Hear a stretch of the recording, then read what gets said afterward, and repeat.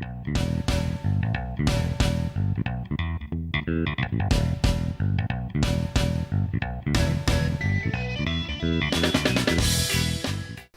to Sweetheart Survivals. I'm Charla. I'm Justin. What's on our table today? Trajan. It's a 2 to 4 player game. Yep. Recommended for ages 13 and up. It should take you about a half an hour per player. Yeah. And the copy we have here is published by Passport and Hooch and Friends. There you go. Yeah. Nice. So up here, there's going to be some links to our overview, as well as our full playthrough of Trajan. Good. So what do you think of the components of Trajan? I think the components of Trajan are good. I think there's a lot of them. Yes. There's a lot of these little tiles that you draw and you put out on the board. But they're all good, high quality. Yep. The artwork is not beautiful, but it fits with the theme of the game. Yeah, I agree. So it is good. Yep. And also all the little pieces, like for this and your little pegs, it's all wooden. Yep. So that's going to last quite some time. And the player board is a thick, like a full board, not just a piece of paper. So it's just like the player board, nice thick board. Like the game board. Yeah. Yeah. So that's kind of nice. Because you use this a lot in the game. Yes. Yeah, absolutely. So what do you think about the strategy of this game? Whoo! Wow. Okay, so. Is there ever? Yeah. So there is a little bit of randomness and luck because you have no idea what's going to come out in the cards. You have no idea what's going to come out in the tiles. The setup of the game is randomized every single time. And you can get into situations like these right here, these Trajan tiles that give you permanent things that to meet the demands. You need to get a set of one of each of the three. And if they're randomly set up so that when it's time for you to get one, it's one you already have, you're in trouble. And that can be... It can throw your game off. Oh, yeah, absolutely. Yeah.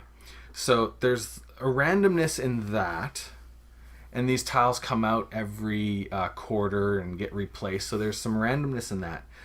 But it's not a lot. Where this game comes into is very, very heavy strategy and a little bit of tactics. Right. Now, the strategy is very, very intense. We've never twitched this game because most of the time you'd just be looking at the two of us like this. Counting. Because this whole Mancala part of your board, you've really got to look several steps ahead to make sure everything is getting plopped down where it needs to be. Right. If you're not doing that and you're not getting the bonus actions from the Trajan tiles, you're going to fall farther and farther behind. So it's a lot of strategy, heavy strategy. Where the tactics come into it is when that little tiny bit of randomness comes out to give you something, can you make the most of it? And sometimes little things like, 3 moves down the road, everything's going to be right where I need it to be to do that one move, but the 3 moves that you have to do before that might set up some little tactical, like you didn't have it planned, but you had to do it in order to set up your big move, and it gives you an opportunity to do stuff. So a really good blend, but heavy strategy. Yeah, it is. Excellent. Yep. What about the complexity of Trajan? Well, I can't speak to the rule book because I let you read that. Yes, it's not bad. It's well laid out. Yes. But it's the entire rule book is mechanisms. There's this little tiny blurb right there on the theme of the game, and the rest is just mechanisms, rules, and stuff. Yeah. It's well laid out. Yeah. And I don't find the setup is overly difficult because everything's pretty much color coded as to where it goes. This is true. On the board and on your player. Your player board is really well laid out. Yeah. It's a good setup that they have for that. Now, I wouldn't want to have to teach this to someone. Whew. I would let Justin teach this to someone. It is a beast of a game. Yeah, I find it tricky to teach an easy game to people, so I don't know that I would take on the challenge of teaching this one. But, that being said, there's really only so many things you can do on your turn.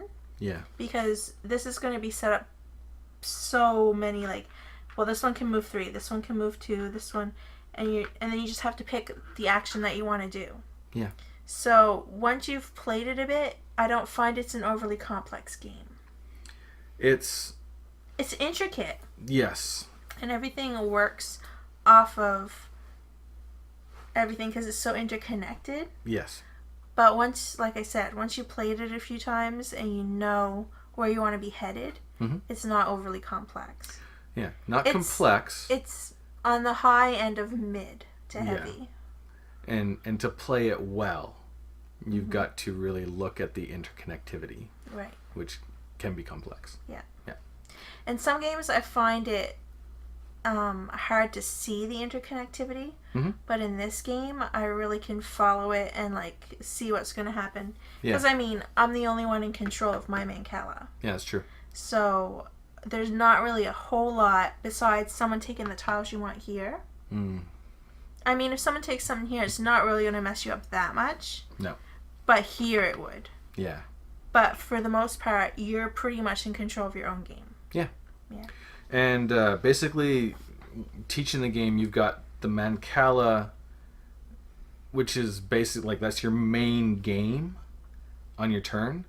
But depending on where your Mancala ends, there are 6 mini games on this board. Yeah. So you play one game of Mancala to trigger one of the 6 mini games. Right. And that's getting the idea that one game mini games and how they all work together from each other. That's where the trick of the game comes from. Yeah. Yeah.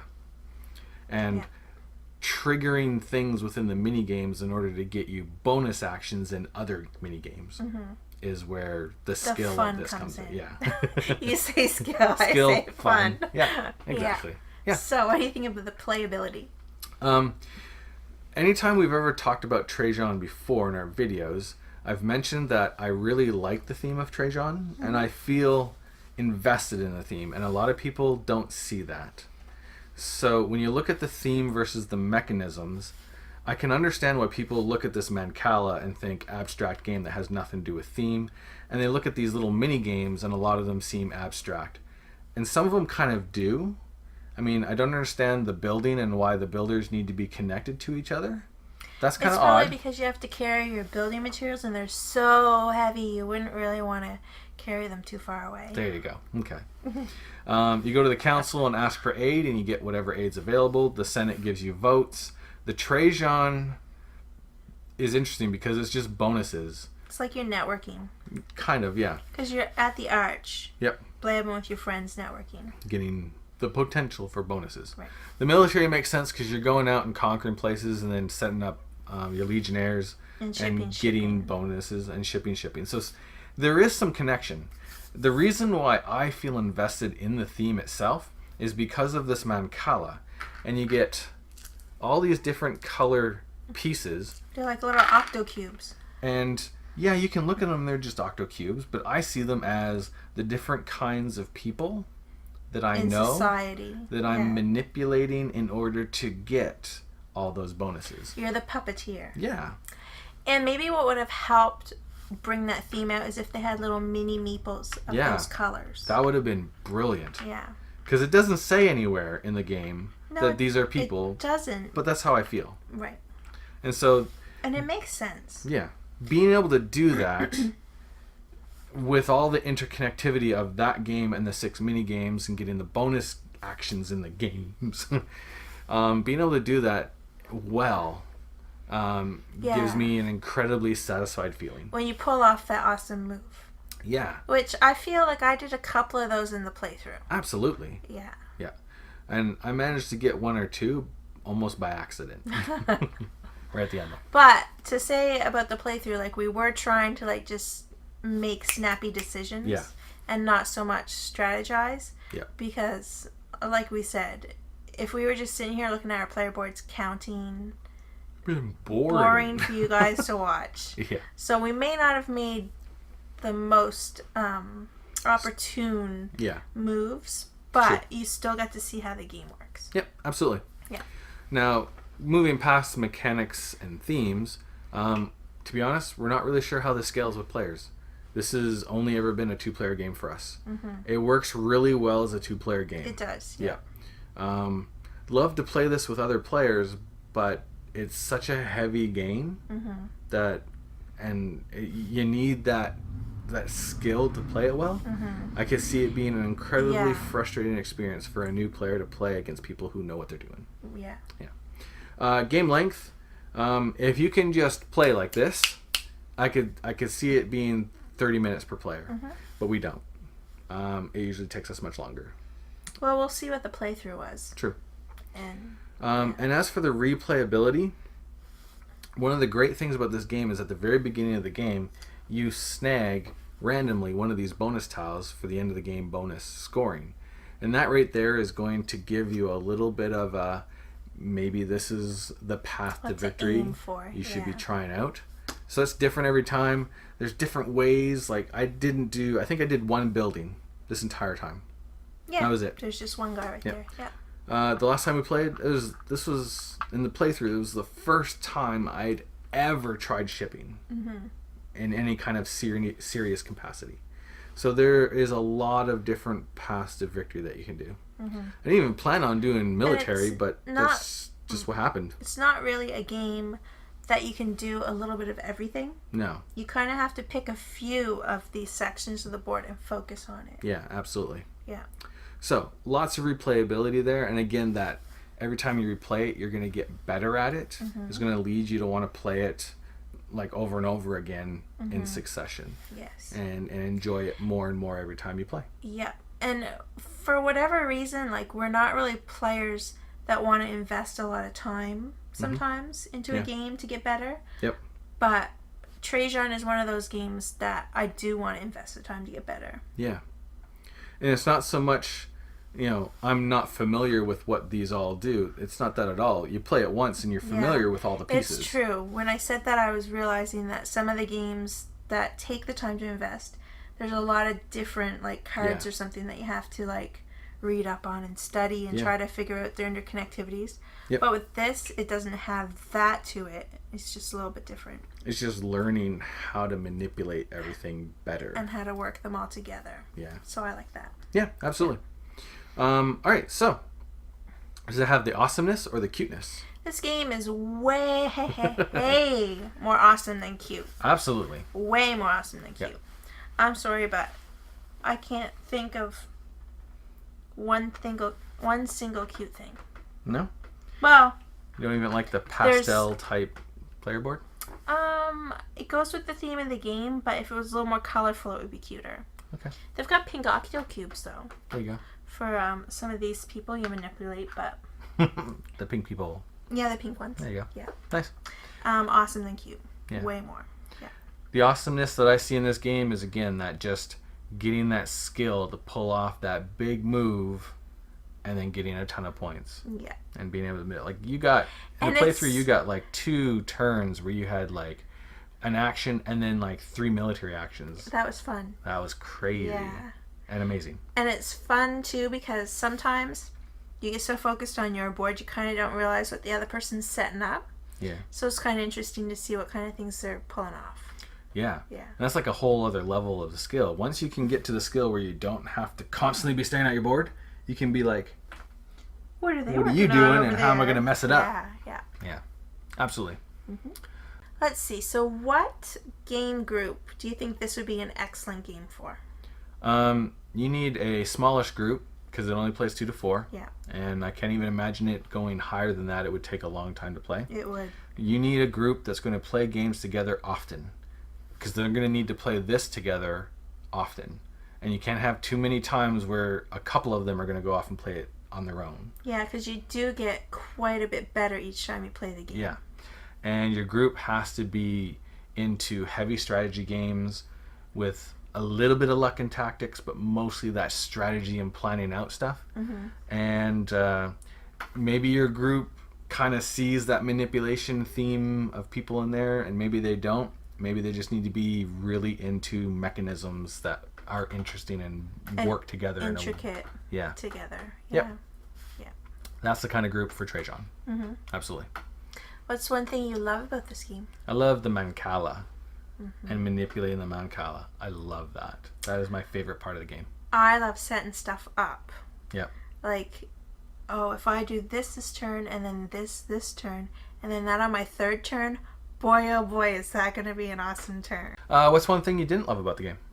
I would have to say it's just not overly pretty. It's true. That's probably my only criticism of the game. I can't really think of another thing I don't like about it. It has a unique art style, but it's not a spectacular art style. It's not beautiful. No. Yes.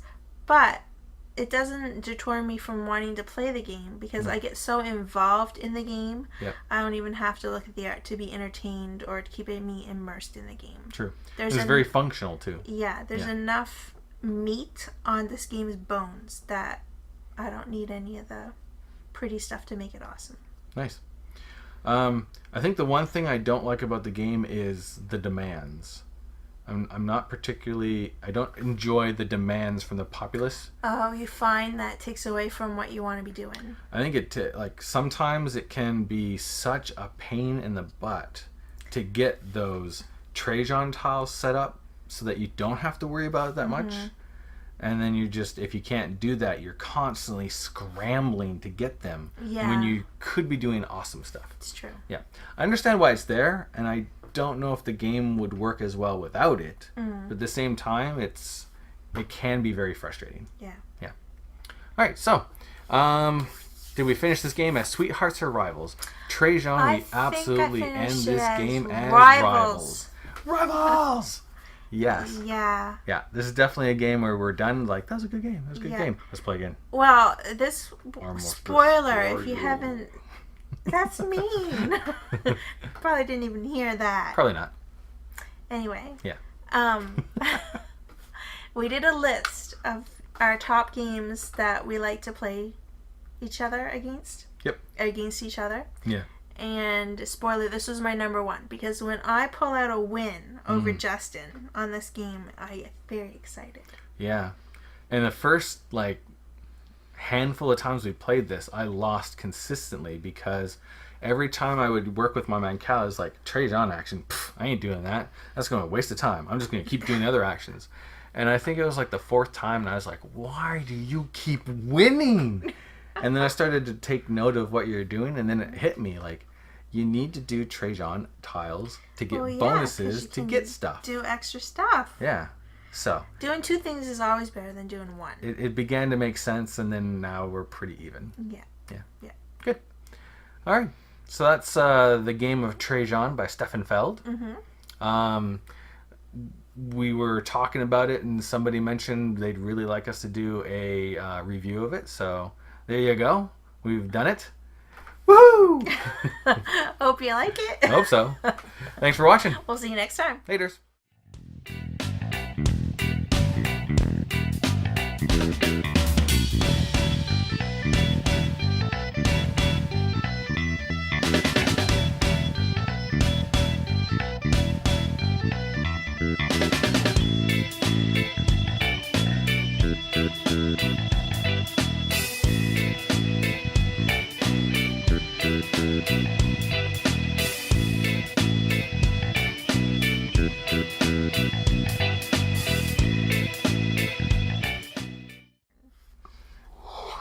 Darn, sorry. It's okay. I think I held it off until you were done. I hope so. You're going to have all these funny mouth positions. I know. I don't know why I keep yawning like crazy. Anyway.